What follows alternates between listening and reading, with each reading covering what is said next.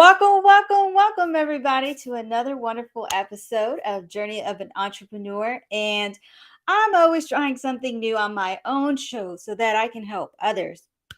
I'm super excited to bring on the guest that I have tonight. He is a phenomenal, I want to say, podcaster because I was on his show, and he's also a speaker. We're going to learn more about him and his journey. So let me bring him on. His name is Curtis McCoy. Let's welcome in. Hello, Curtis. How are you? Sri, I'm so glad to be on your show today. How you doing? I'm doing wonderful. I just need some water.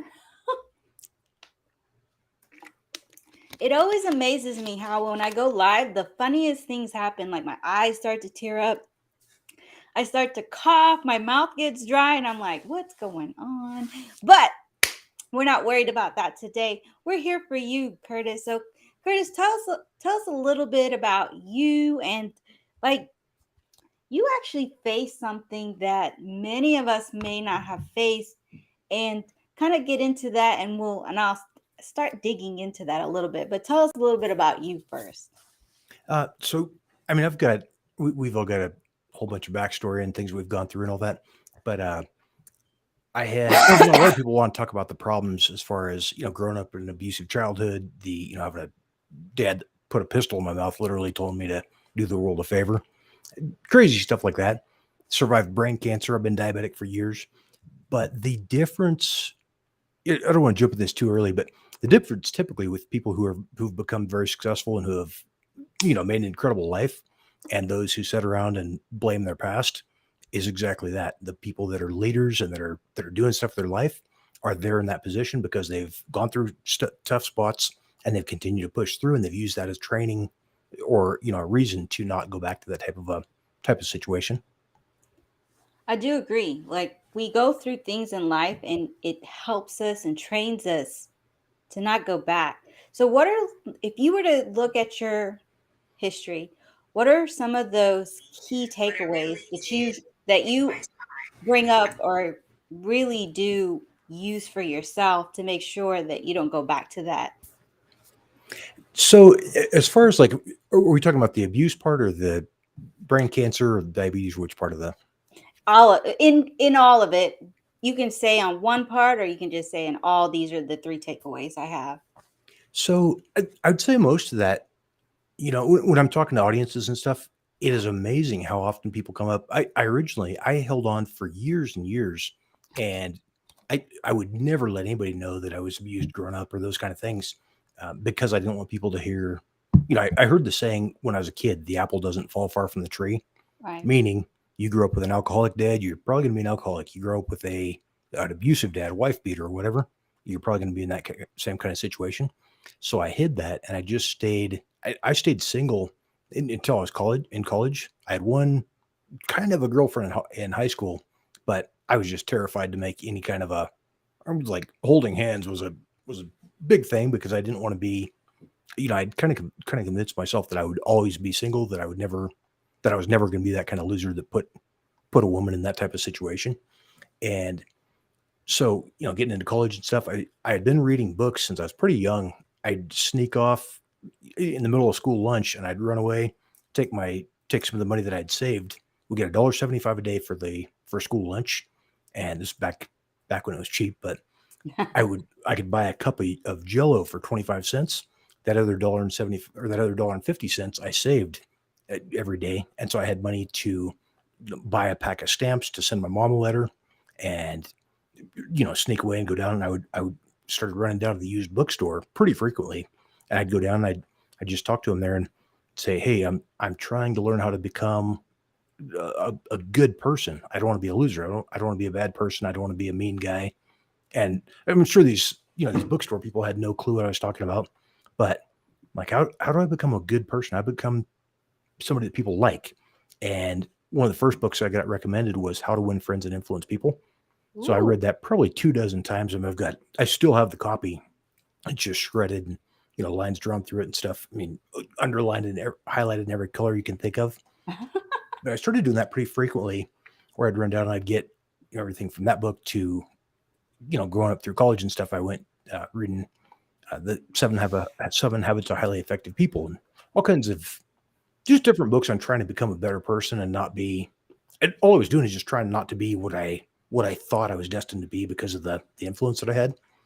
And I started realizing, actually, even as I was just about to get out of high school, I started reading those books at 13. It'd been 5 years that I've been reading, and started realizing I don't have to be. I can decide to be whatever I want to be, and I'm going to try to be a good person. I'm going to try to be somebody that's uplifting, inspiring, and somebody that helps others. So I think that was probably the biggest thing, was just deciding to figure out how to get away from the situation that I was in. Which makes sense because you were taking what you had and trying to see what's the opposite of it. It's like when Frank Kern talked about the perfect mundane day, what is the opposite of what you have going on? And really looking into that and writing it. And the books that you were reading are super powerful because even if I think about, I didn't read, some of the books that you just mentioned until I got into my 30s. It was a sales job that I had. So here you are, a young individual reading it, and you're living that. So I would like to ask the audience, those of you who are watching the live right now or catching the replay, drop in the comments, what is your book, your go-to book, or what are the books that you're reading right now? Some of the books that I like to read that really made an impact, one is The Power of Now by Eckhart Tolle. Then there's Winning by Tim Grover. And so since you were reading all Yeah, these Tim Grover's books, awesome too. yeah, he's really down. He gets to it. I would love to know and move into, at what point did you get inspired to write your book that you have? And it's a best-selling on Amazon, correct? Yeah, so I'm actually in the process of writing my fifth book right now, fifth and sixth books.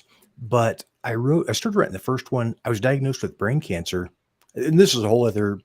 I told you I don't want to talk about all the struggles and stuff that I've gone through, but I think I'm probably going to have to share some of that to make this relevant. Um, so I grew up, put myself through college. My dad actually was stealing the money. He would you know, call once a month, every couple of weeks, and say, "Hey, Curtis, college send another bill. I need you to cut me a check for $150, and did a check for $300, whatever it was."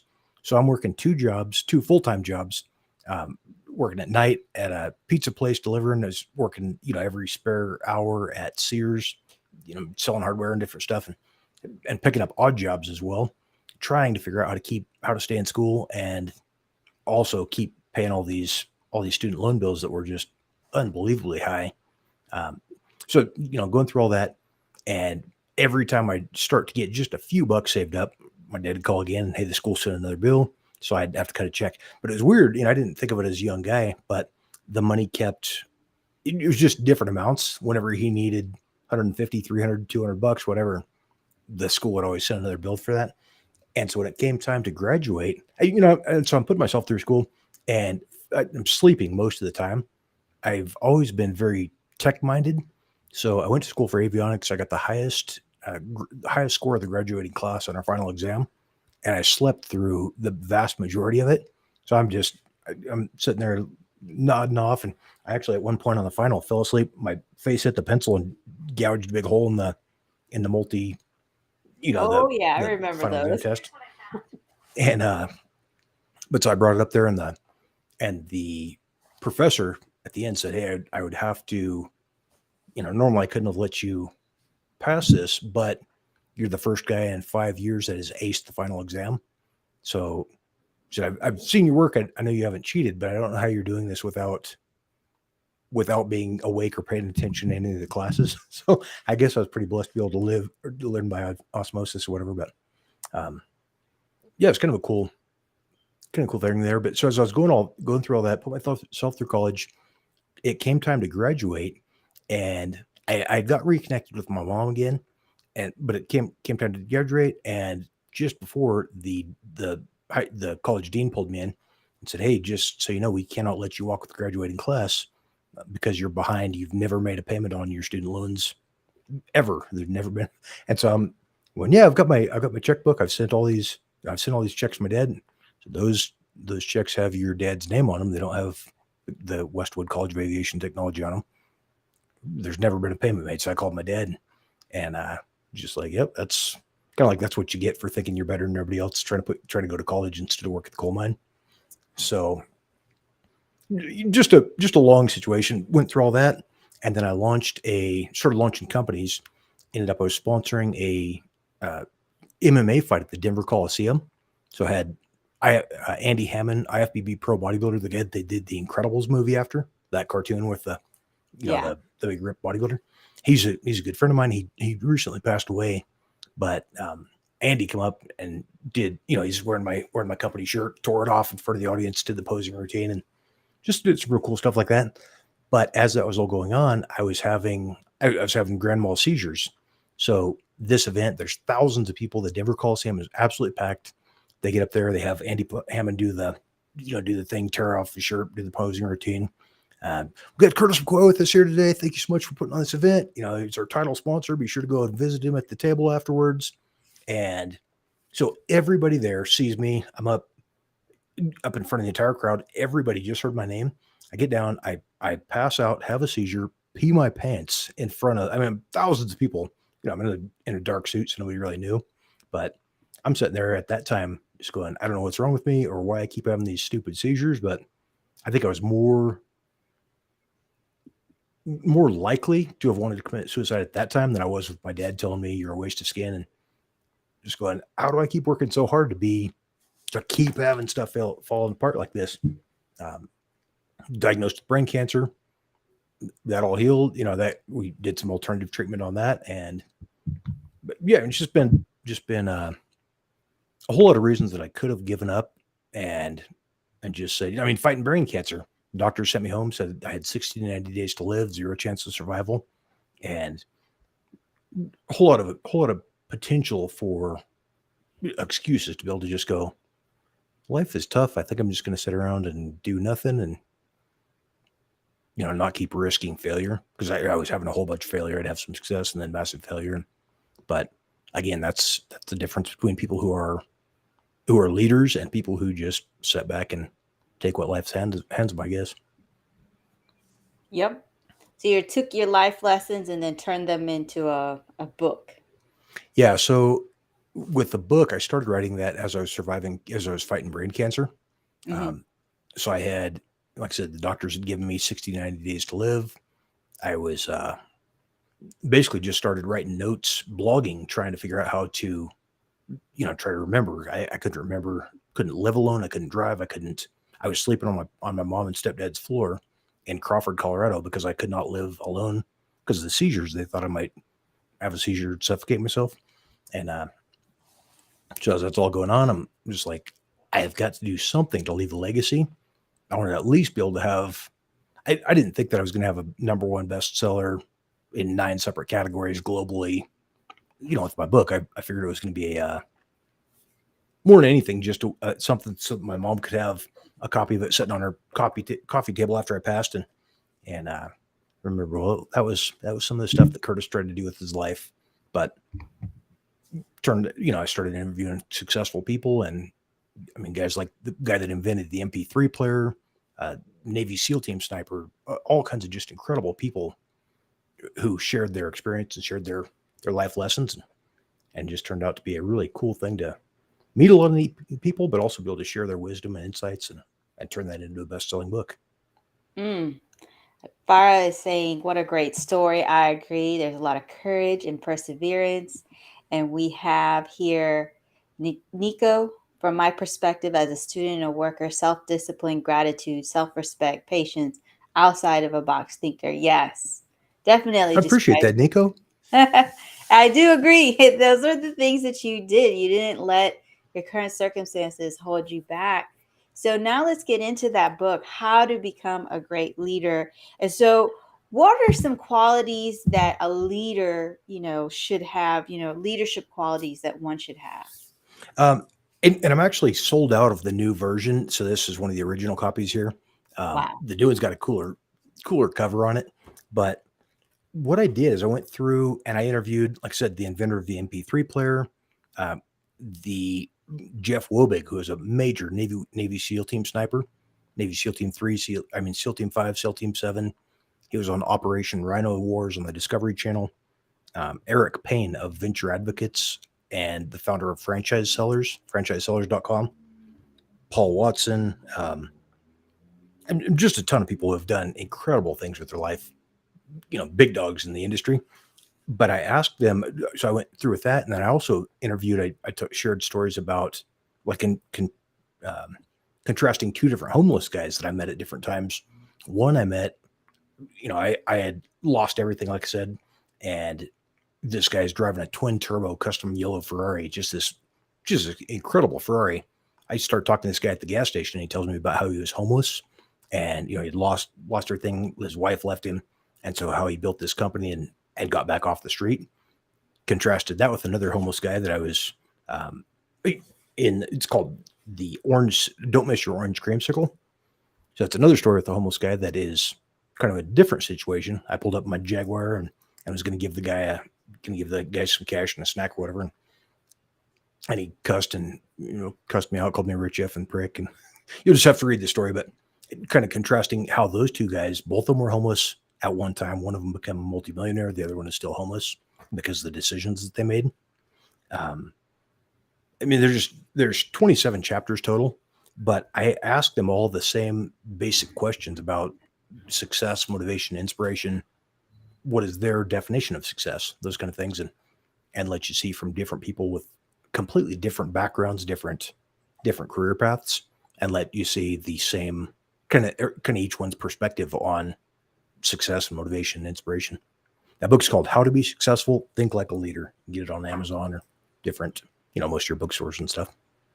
Okay, that's really, that's something we can look forward to. But in your words, what are qualities that a leader should have? So there's a couple of things that I find, not just from my perspective, but leaders across the board. The ones who are very successful are typically people who, maybe not Christian, but they follow what Jesus taught. They love their neighbor. They want good for others. They try to do good things. They're trying to help people. Just trying to make sure that everything is, that they're living in a great manner and living the way that God would want them to live. So, like I said, you don't have to be Christian to be successful or believe in God to be successful, but you do have to teach you have to do what Jesus taught. And another thing was that empathy.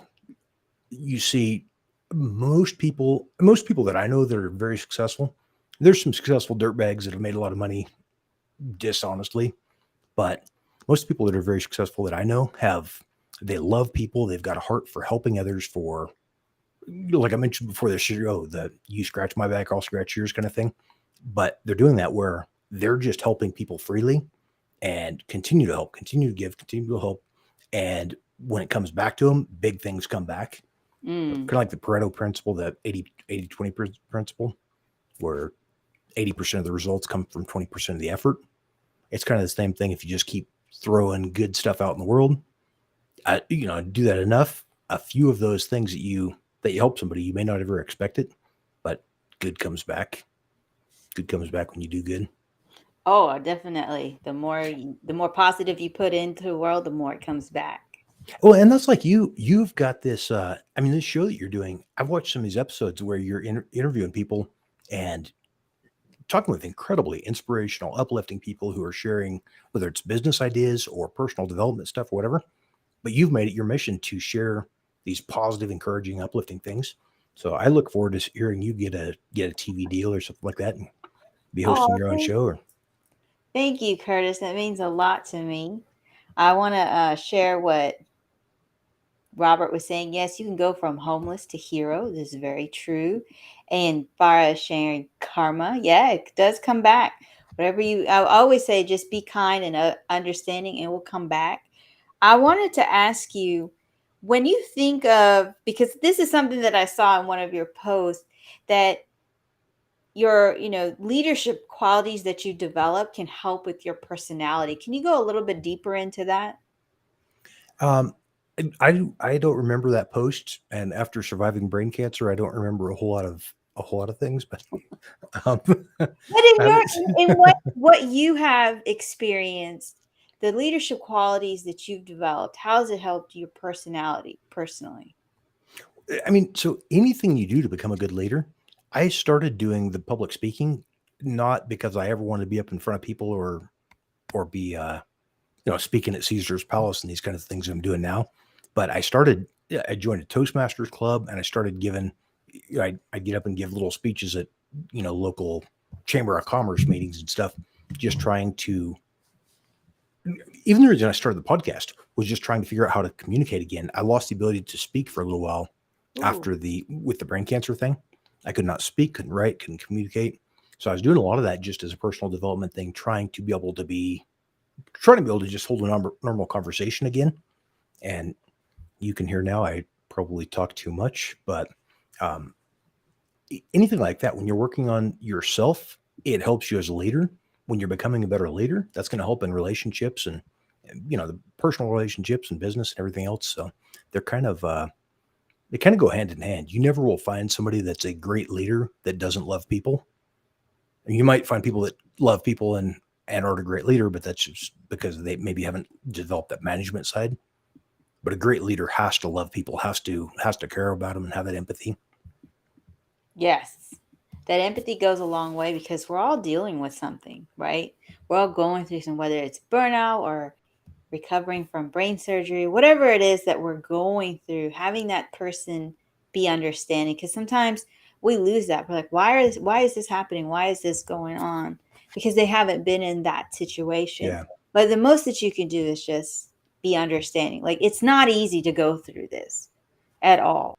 And then to have somebody who doesn't see it that way just makes the whole situation like, I don't need you in my life. Yeah. I'll walk away.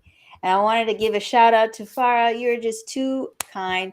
Anybody who's graduating from nursing school or new into the field of nursing or in the nursing field and want to take a pivot, want to look at different ways to get in, let's say, a different field. I mean, not a different field, but a different position in nursing, definitely reach out to Farah. But I wanted to I'd ask like to connect with her too. Any of yeah. your guests that's, if you guys want, if we're on the, if you're watching the show right now, live or replay, look me up any of the social media platforms you're active on, Curtis McCoy.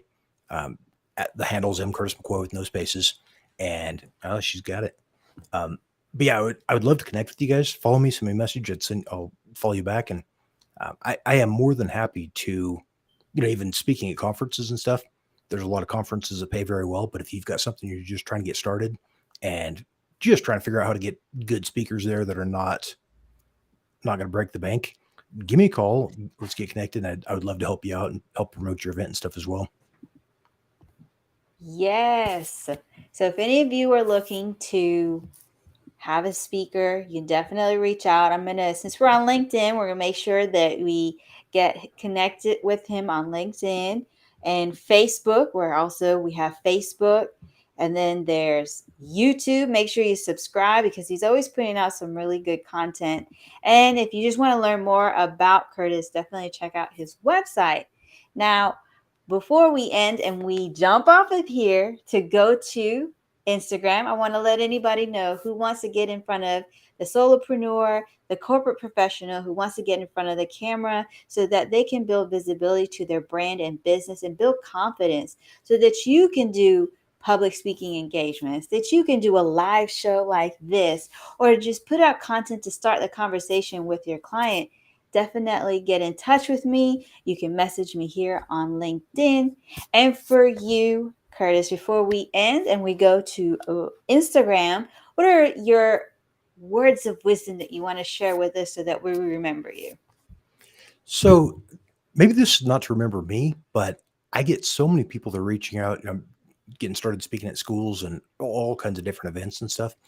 But one of the main things that I hear people all the time, everybody has this sense of self-doubt or they're feeling like they've gone through negative stuff or, they're abused or beaten or raped or whatever as a kid and feel like that's like they're not cut out to be anything more. But if I could just give you a piece of advice here, a piece of wisdom, I would say you were created in the image of the God who created the entire universe, and he created you in his image. He didn't create the tree or the frog or the squirrel in his image. I mean, you're created in God's image. So by default, you're amazing. And again, you don't have to believe in God to be successful, but I think to have that real connection and feel like you got a place in this world, that's been a huge thing for me, is just knowing that I was created in the image of the God that created the entire universe and he loves me. I love that. I love that memory. Like, we are perfectly made, and our current circumstances do not define us. So until my next live, which is on Saturday with a wonderful guest, definitely come and join us. But I'm asking you to come and join us on Instagram. Have a wonderful evening, everybody. Bye. So yeah.